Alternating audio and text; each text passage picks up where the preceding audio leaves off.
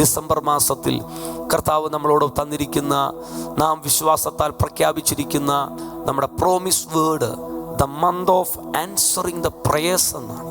നമ്മുടെ പ്രാർത്ഥനകൾക്ക് മറുപടി തരുന്ന ഒരു മാസം എന്നാണ്. കഴിഞ്ഞ ഓരോ മാസങ്ങളിലും നമ്മൾ ദൈവസന്നിധിയിൽ പ്രഖ്യാപിച്ച, ദൈവം നമുക്ക് തന്ന പ്രോമിസ് വേർഡ് പോലെ അത് വിശ്വാസത്താൽ ഏറ്റെടുത്ത ഓരോ വ്യക്തികളുടെ മേലും ആ ദൂതുകൾ നിറപടിയായി നിവർത്തീകരിക്കുന്നത് നമ്മുടെ കണ്ണുകൾ കൊണ്ട് നാം കണ്ടതാണല്ലോ. ഈ മാസത്തിലും നമ്മുടെ ചില പ്രാർത്ഥനകളുടെ മറുപടികളുടെ മാസമായി തീരും. വിശുദ്ധ ലൂക്കോസിൻ്റെ സുവിശേഷം 1-ാം അധ്യായത്തിലേക്ക് നാം വരുമ്പോൾ, 1-ാം അധ്യായം അതിൻ്റെ 10-ാം വാക്യം ഇങ്ങനെ എഴുതിയിരിക്കുന്നു: ധൂപം കാട്ടുന്ന നാഴികയിൽ ജനസമൂഹമൊക്കെയും പുറത്ത് പ്രാർത്ഥിച്ചു കൊണ്ടിരുന്നു. അപ്പോൾ കർത്താവിൻ്റെ ദൂതൻ ധൂപപീഠത്തിൻ്റെ വലത്തുഭാഗത്ത് നിൽക്കുന്നവനായി അവന് പ്രത്യക്ഷനായി. സക്കറിയാവ് അവനെ കണ്ട് ഭ്രമിച്ച് ഭയപരവശനായി. ദൂതൻ അവനോട് പറഞ്ഞത്: സക്കറിയാവേ, ഭയപ്പെടേണ്ട, നിന്റെ പ്രാർത്ഥനയ്ക്ക് ഉത്തരമായി. ഇന്ന് പ്രഭാതത്തിൽ നിങ്ങളോട് പങ്കുവെക്കുവാൻ എൻ്റെ ഉള്ളത്തിൽ കർത്താവ് പ്രേരിപ്പിച്ച ദൈവിക ദൂതിതാണ്. ആമേൻ. ജനം പുറത്ത് പ്രാർത്ഥിച്ചു കൊണ്ടിരുന്നു. ധൂപം കാട്ടുന്ന നാഴിക. ധൂപം കാട്ടാൻ പുരോഹിതൻ അകത്തോട്ട് കയറിപ്പോയി. അതിവിശുദ്ധ സ്ഥലത്തിലേക്ക് ധൂപം കാട്ടുവാൻ പുരോഹിതൻ സക്കറിയാവ് അകത്തോട്ട് കയറിയപ്പോൾ പുറത്ത് ഒരു കൂട്ടം നിന്ന് പ്രാർത്ഥിച്ചു കൊണ്ടിരിക്കുകയാണ്. ആമേൻ, സ്തോത്രം. ധൂപം കാട്ടുന്ന നാഴികയിൽ ജനസമൂഹമൊക്കെയും പുറത്ത് പ്രാർത്ഥിച്ചു കൊണ്ടിരുന്നു. പുറത്ത് പ്രാർത്ഥിക്കുമ്പോൾ എന്താ സംഭവിച്ചത്? ജനസമൂഹം പുറത്ത് പ്രാർത്ഥിക്കുമ്പോൾ ധൂപം കാട്ടാൻ അകത്ത് പുരോഹിതൻ കയറിപ്പോയി. എന്നാൽ പുറത്ത് പ്രാർത്ഥന നടക്കുമ്പോൾ അകത്ത് ദൈവപ്രവൃത്തി വെളിപ്പെടുകയാണ്. അകത്ത് ദൈവത്തിൻ്റെ ദൂതൻ ധൂപപീഠത്തിൻ്റെ വലത്തു ഭാഗത്ത് പ്രാർത്ഥനയുടെ മറുപടിയുമായി ഇറങ്ങുകയാണ്. ഇന്ന് പകൽ എന്നെ കേൾക്കുന്ന ദൈവജനത്തോട് പരിശുദ്ധാത്മാവിൽ ഒരു ദൂത് പ്രവചിച്ചു വിളിച്ചു പറയുന്നു: പുറത്ത് പ്രാർത്ഥനയെങ്കിൽ അകത്ത് നിന്റെ ചില വിഷയങ്ങളുടെ മറുപടികൾ ഈ മാസം വെളിപ്പെടാൻ പോവുകയാണ്. ഈ മാസം സഭ പ്രാർത്ഥിക്കുന്ന, പുറത്ത് നാം ഒരുമിച്ച് പ്രാർത്ഥിക്കുമ്പോൾ അകത്തളങ്ങളിൽ ചില വിടുതലുകളുടെ പ്രവൃത്തി, ദൈവപ്രവൃത്തി നിന്റെ കുടുംബത്തിൻ്റെ അകത്ത്, നിന്റെ തലമുറകളുടെ അകത്ത്, നിന്റെ ഉദരത്തിനകത്ത്, നിന്റെ ജോലി വിഷയമാകട്ടെ, കുടുംബമാകട്ടെ, എന്താണോ പുറത്ത് പ്രാർത്ഥന, അതായത് നാം ശക്തമായി പ്രാർത്ഥനയിലേക്ക് നാം കയറുമ്പോൾ അകത്തളങ്ങളിൽ മറുപടിയില്ലാതെ കടക്കുന്ന, ചലനമറ്റ് കടക്കുന്ന ചില വിഷയങ്ങൾക്ക് സ്വർഗം മറുപടി അയക്കാൻ പോകുകയാണ്.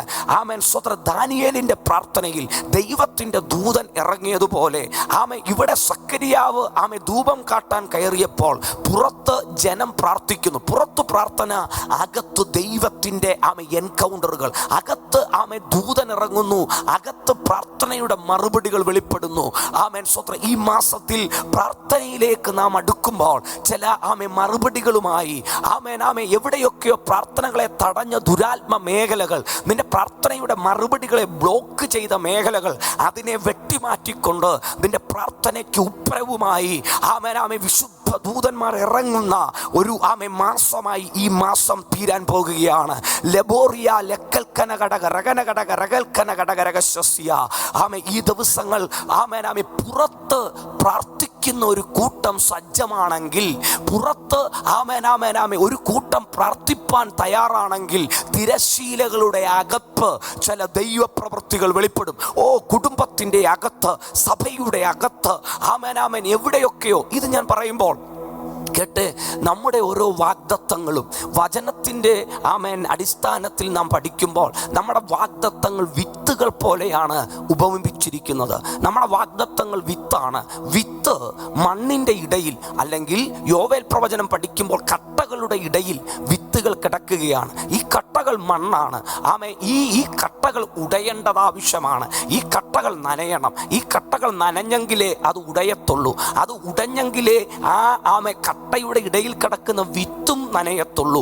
ആമേൻ ആമേൻ. ആ വിത്ത് നനഞ്ഞെങ്കിലേ വിത്തിൻ്റെ അകത്തുനിന്ന് ജീവൻ പുറത്തേക്ക് കിളിച്ചു വരുത്തുള്ളൂ.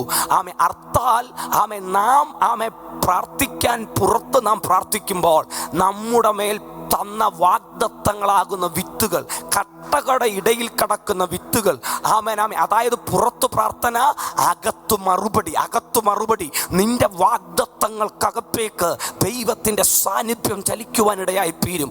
ആമേൻ. നീ കേട്ട വാഗ്ദത്തങ്ങൾ കട്ടകളുടെ ഇടയിൽ, തിരശ്ശീലകളുടെ അകത്ത്, ആമേൻ. നീ പുറത്ത് പ്രാർത്ഥിക്കുമ്പോൾ തിരശ്ശീലകളുടെ അകത്ത്, കട്ടകളുടെ ഇടയിൽ കിടക്കുന്ന നിന്റെ ചില മറുപടിയില്ലാത്ത, ചലിക്കാത്ത ചില വാഗ്ദത്തങ്ങൾ, ആമേൻ, അത് നനയുവാനിടയായി തീരും, അത് കുതിരുവാനിടയായി തീരും.